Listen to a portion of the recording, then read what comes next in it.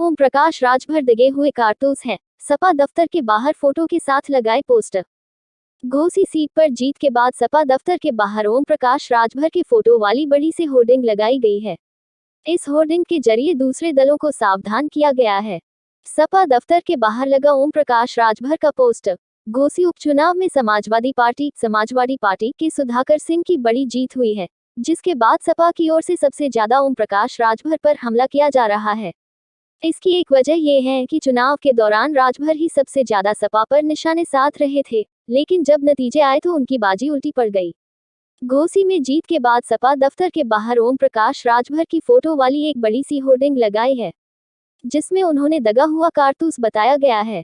घोसी में जीत के बाद लखनऊ में समाजवादी पार्टी के दफ्तर के बाहर एक पोस्टर लगाया गया है, जिसके जरिए सभी दलों को उनसे सावधान रहने को कहा गया है।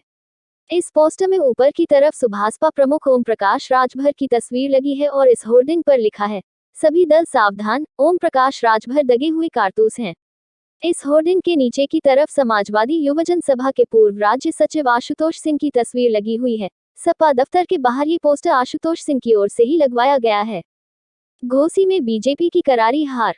दरअसल समाजवादी पार्टी से गठबंधन तोड़ने के बाद सुहेलदेव समाज पार्टी अध्यक्ष करीब 2 महीने पहले ही एनडीए में शामिल हुए हैं, जिसके बाद उन्हें घोसी उपचुनाव की जिम्मेदारी दी गई थी।